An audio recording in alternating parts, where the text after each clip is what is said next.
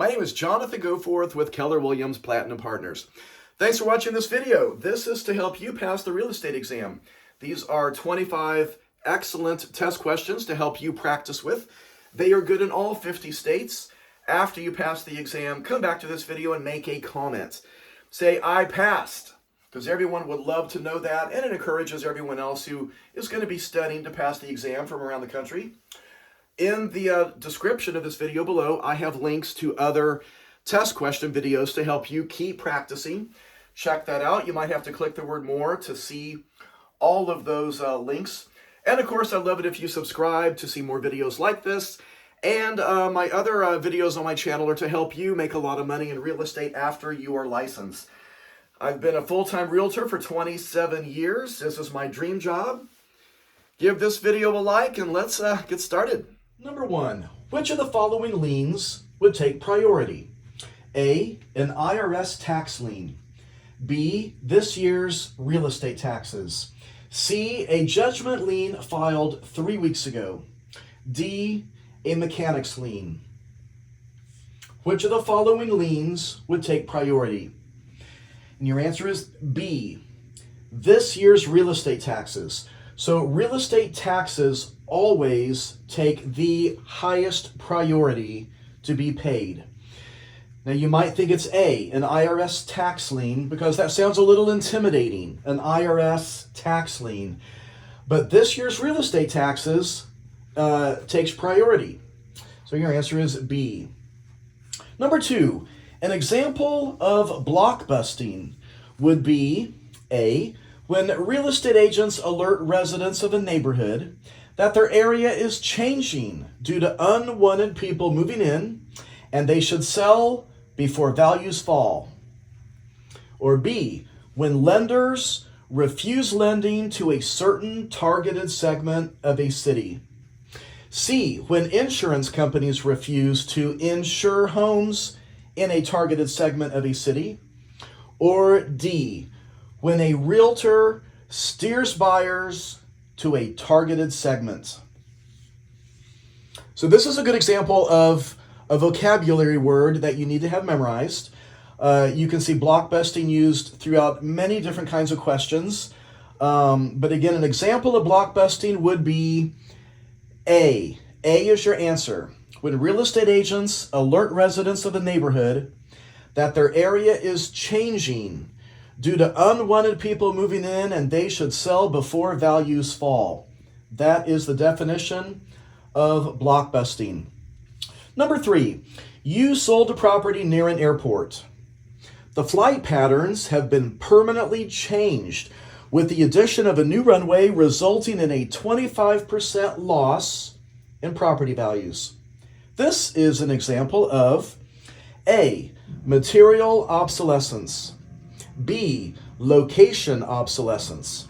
C, economic obsolescence. Or D, functional obsolescence.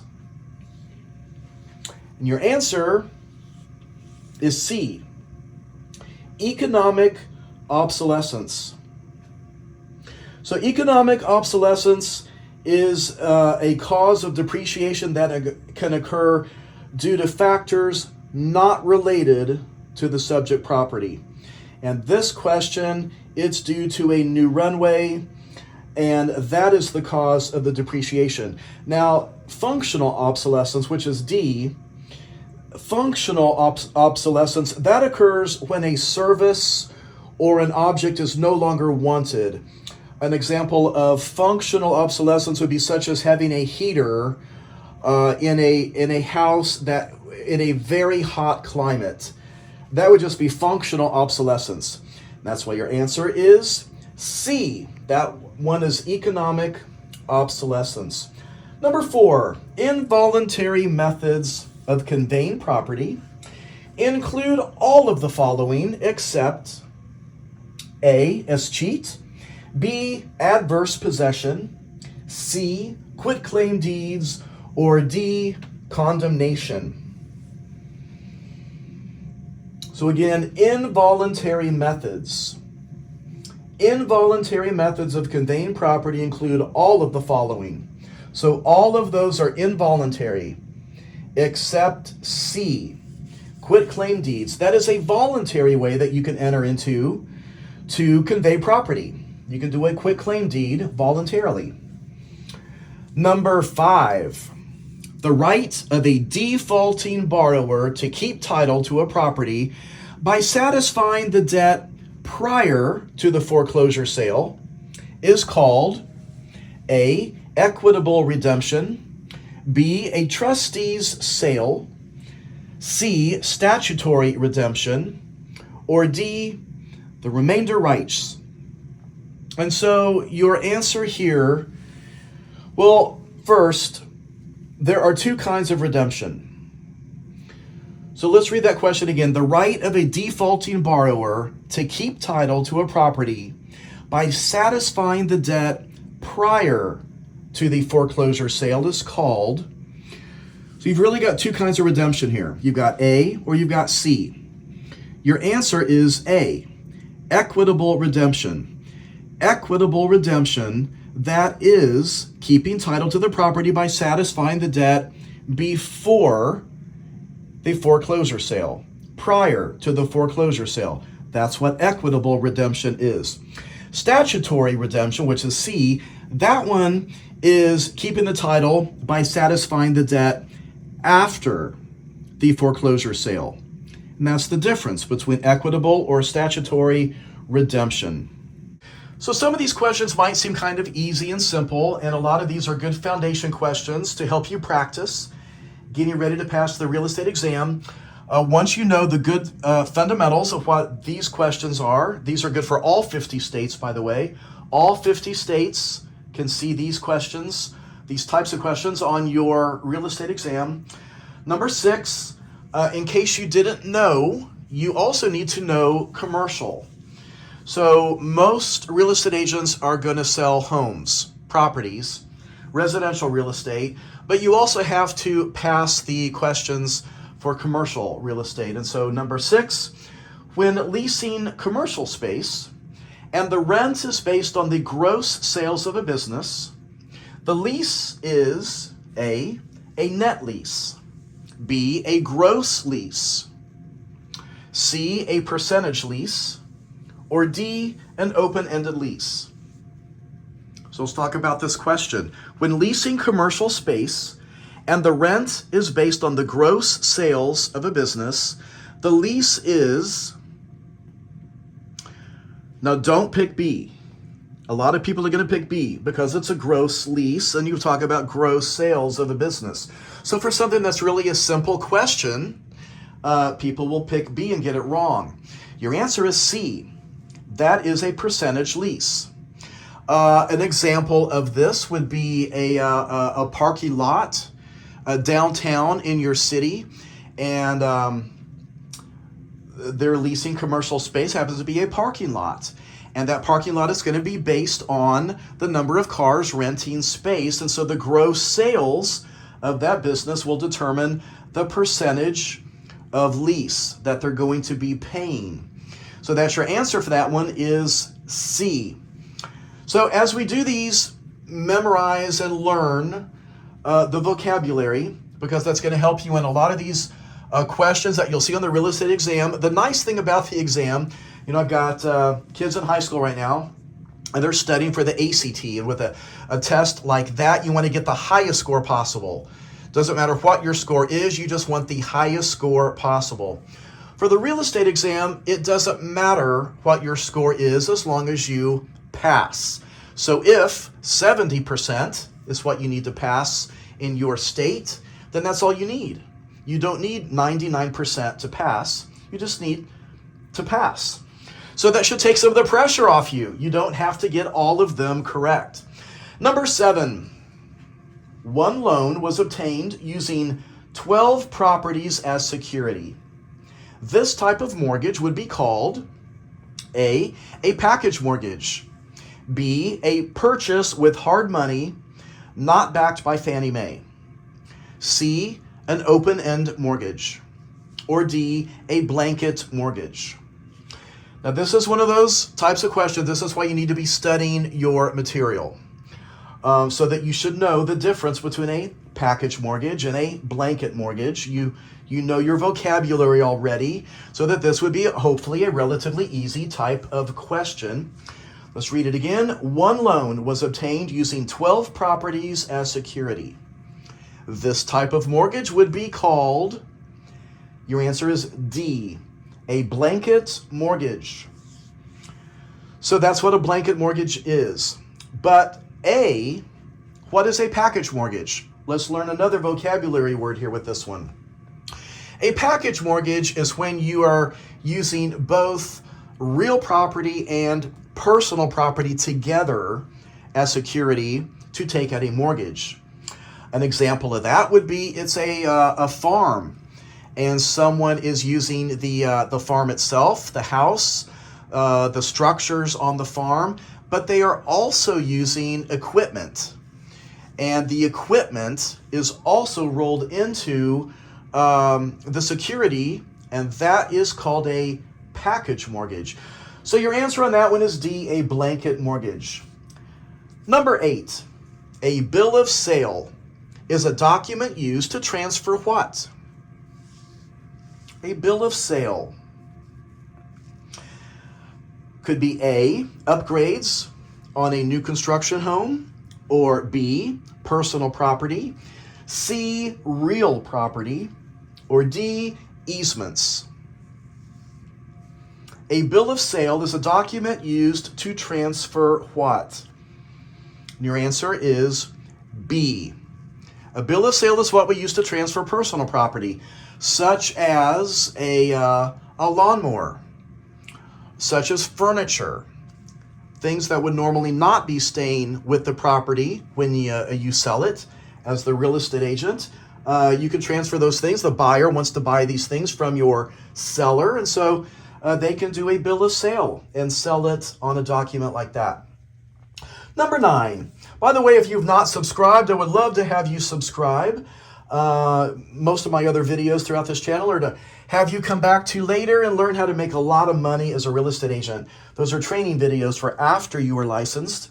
Number 9, which of the following types of legal descriptions describes property by starting with an identifiable point and then describes the succeeding sides by direction and length? A, rectangular, B, rural, C, meets and bounds, or D, county, block, and lot.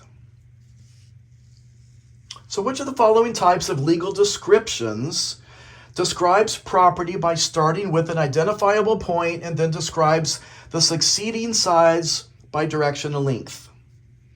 And that is C, meets and bounds. Now you won't see this as much after you become a real estate agent. Most of the legal descriptions in cities are D. They're issued by the county, by the block, by the lot, within subdivisions. Meets and bounds is a longer description, and that's a perfect example of what that is. Number 10, the primary purpose of a deed is to A, prevent adverse possession, B, transfer title rights, C, prove ownership, or D, to give material notice.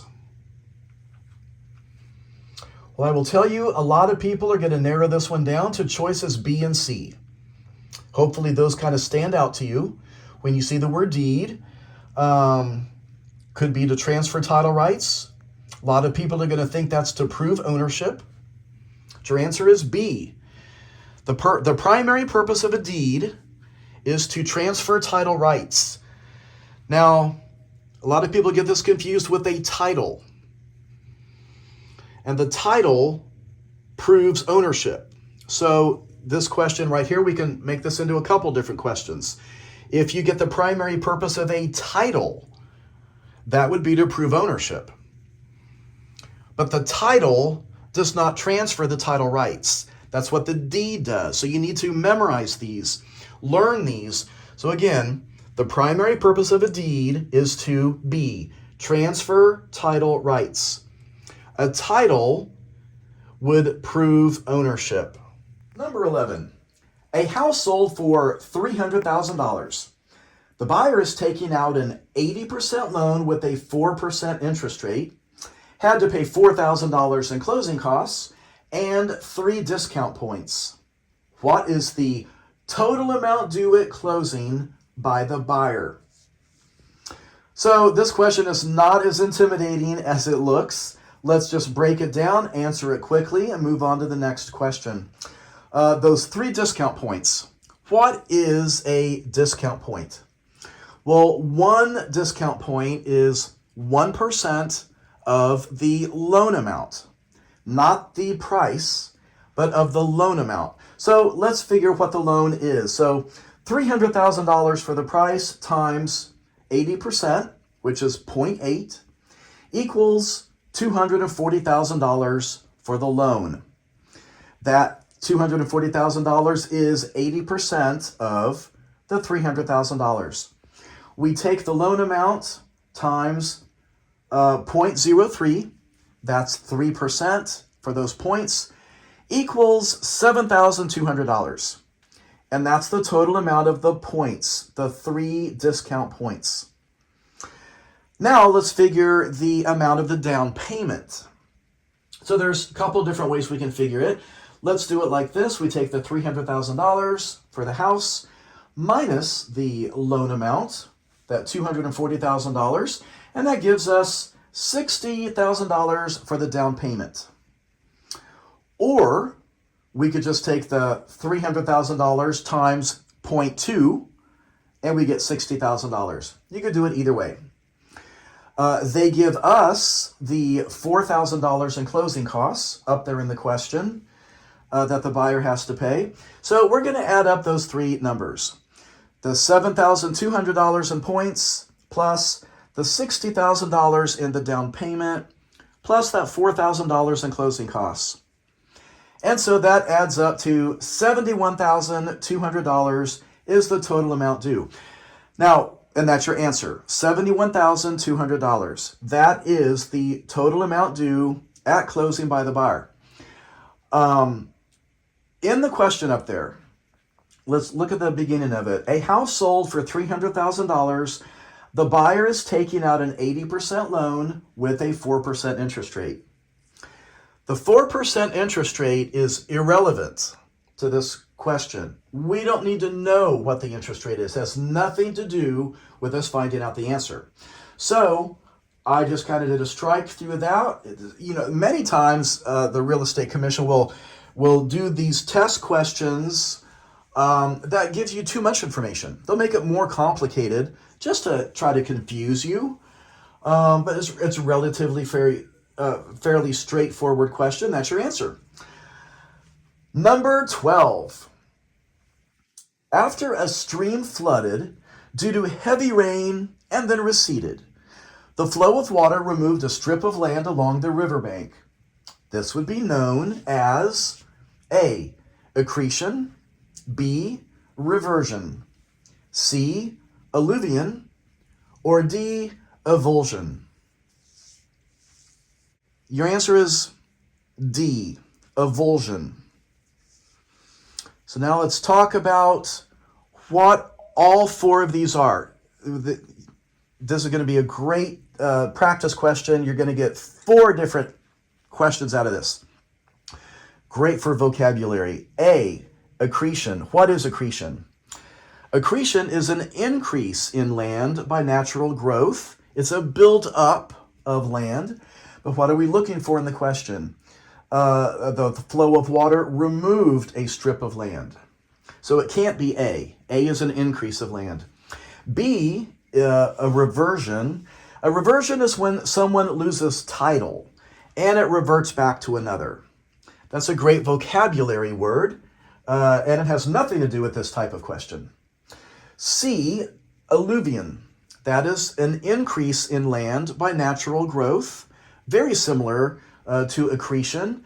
They do have a little bit different meanings, but for the purpose of this question, all I want you to know is they are both an increase in land.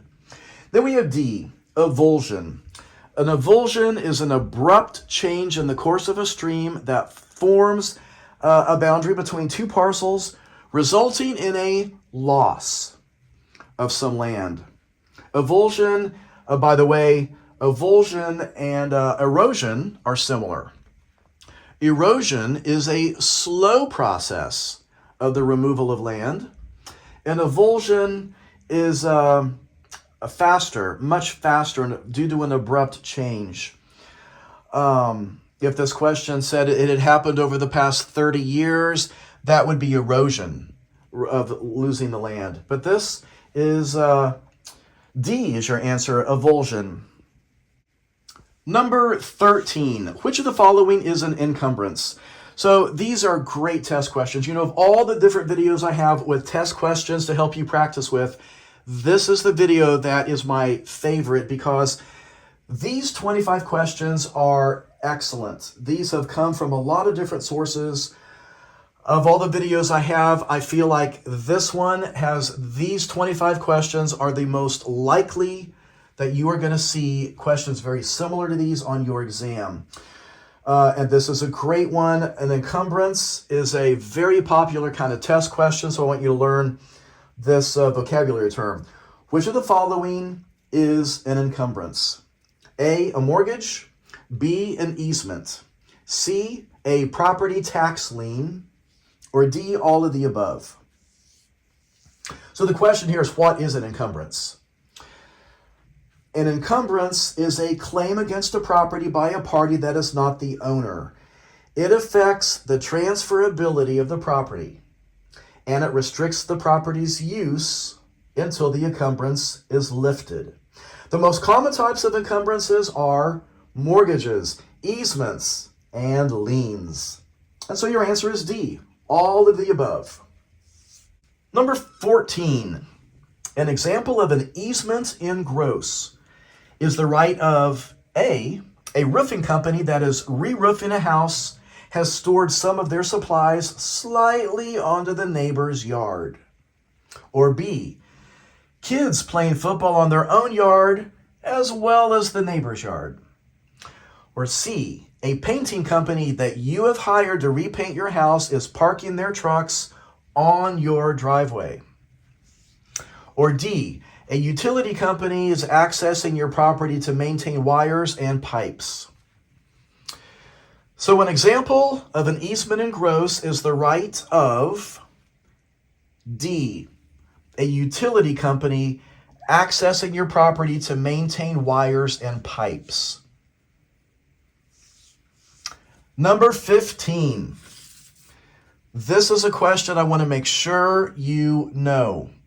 Number 15, the Federal National Mortgage Association, that's abbreviated to FNMA, and we say that is Fannie Mae.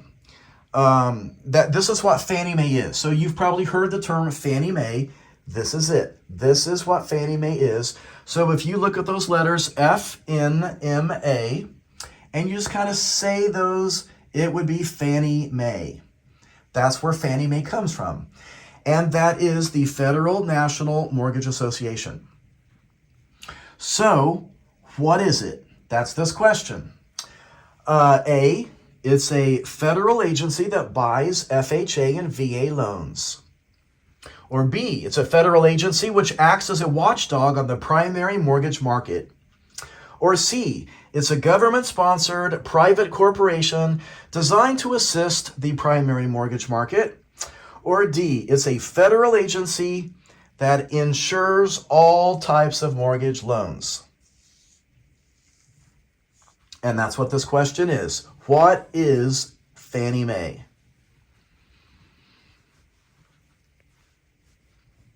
So this is a good one. I love this question because chances are pretty high you're going to see a question about like this on your exam. You know, again, these are good for all 50 states.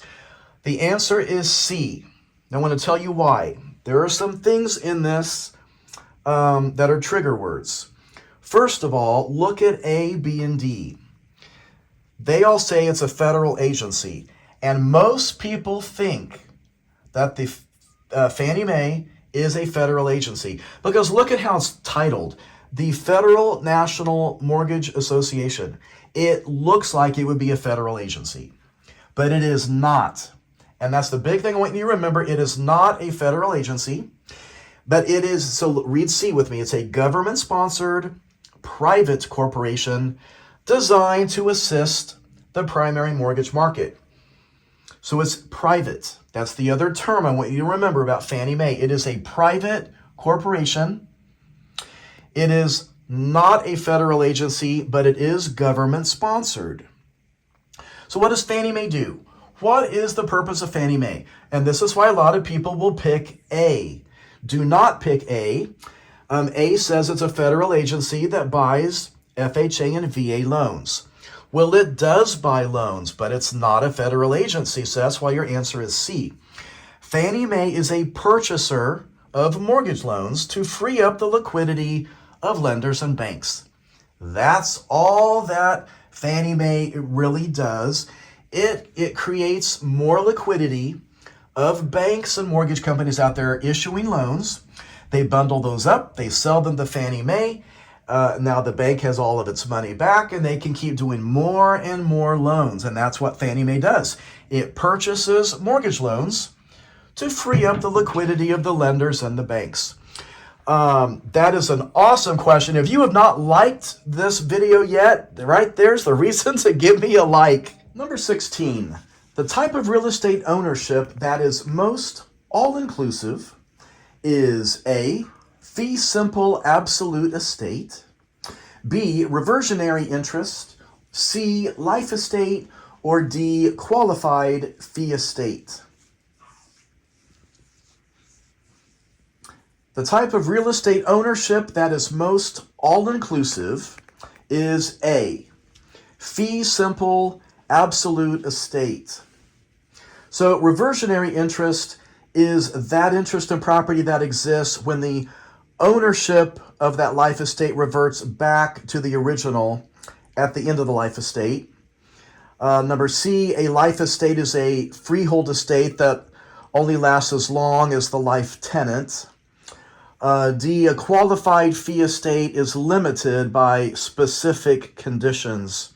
And so the most all-inclusive is A. Number 17, regarding the federal truth in lending law, which of the following must be disclosed to a borrower when taking a new first mortgage? A, that kickbacks to realtors are prohibited. B, the total amount of interest that will be paid during the life of the loan.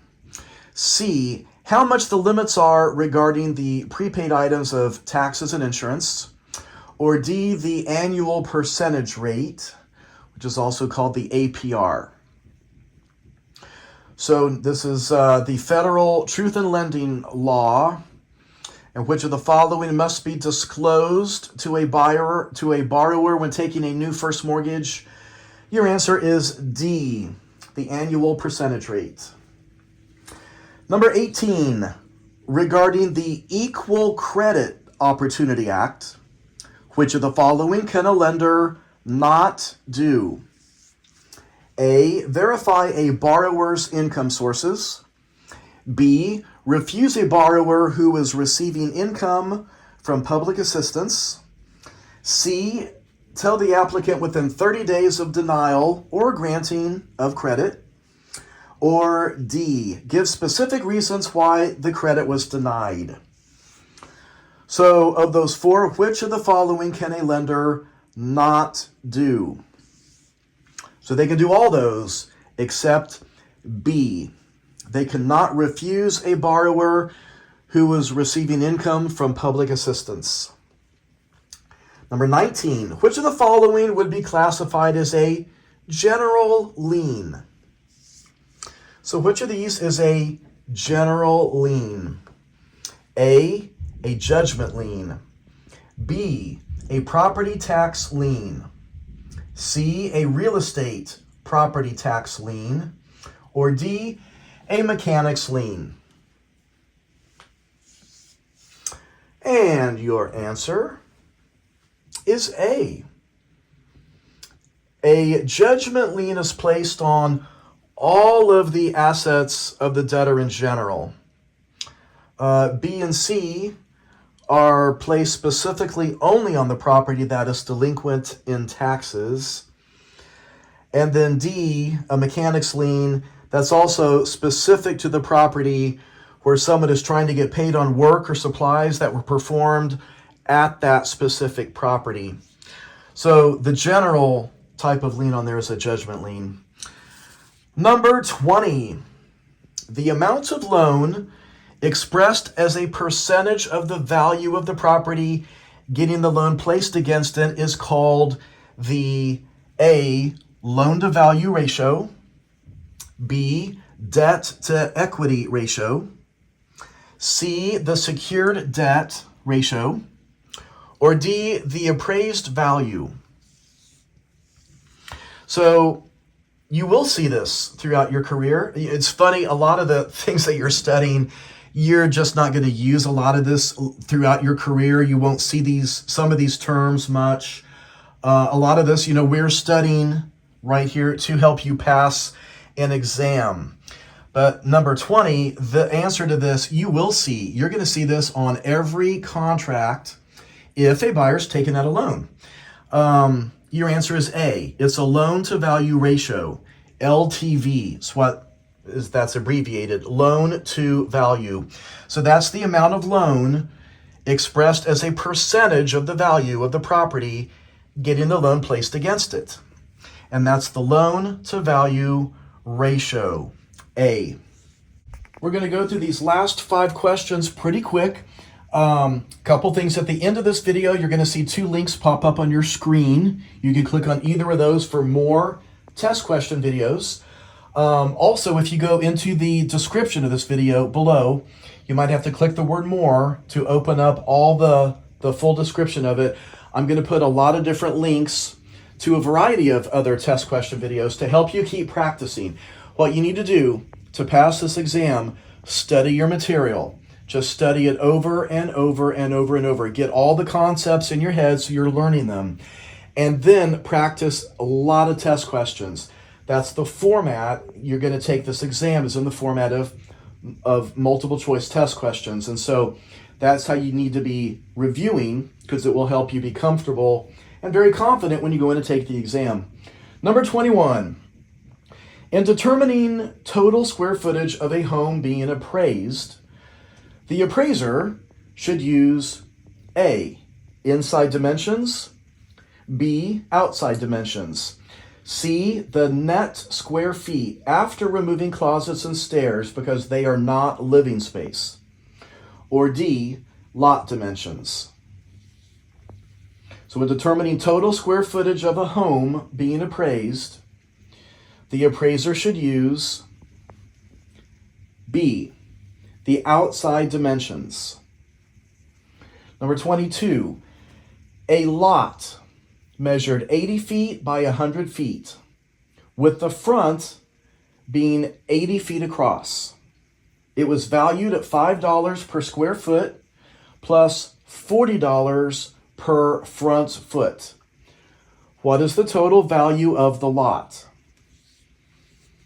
For this, you're going to figure the area, and then that 80 feet across the front, that is a line. Think of that as the curb. It's not another area. It's just a line across the front, and that determines kind of location. Different lots. There's one reason that corner lots are many times worth more because of the frontage. So here's how you figure this.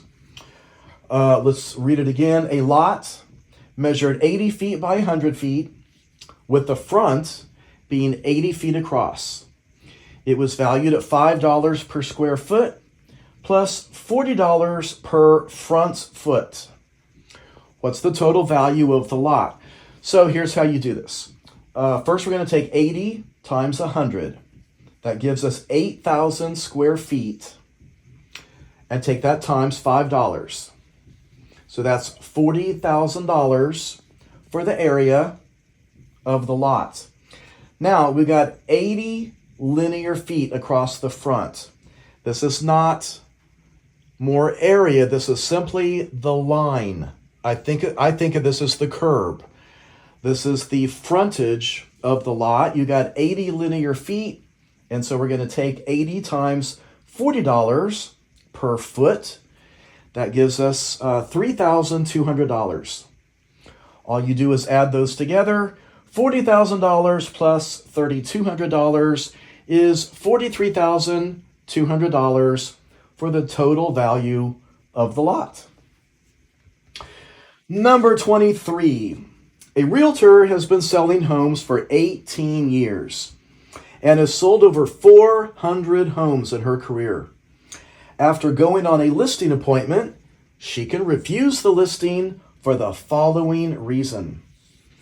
A, the seller wants to list the home for $30,000 higher than the highest sale in the neighborhood. Or B, the majority of the other homeowners are minorities. C, the religious beliefs of the homeowner. Or D, the seller is a minority. Now, this should be a fairly easy one for you. It is not B, C, or D. If you see answer choices like those, you should eliminate those. Cannot discriminate. And so your answer is A. And you can refuse a listing for that. And every once in a while, you might come across a listing in the future. Your career gets going. You come across a seller, and they want to severely overprice that house, and you know there is no way you're going to ever sell it. You have the right to refuse it. Now, you probably still won't, but you have the right to refuse it, and that's all that this question is asking. So your answer on that one was A. Number 24, the best information source that a broker can use in determining a list price for a home is A, what the owner originally paid for it. B, the list prices of other homes not in the same area. C, the appraised value of a comparable property. Or D, the assessed value of a comparable property. So we're looking for the best choice. The best choice. Now, many times you might use all of this. You know, when I go on a listing appointment and I'm trying to price a home, I am curious. Everything I can find out about that house.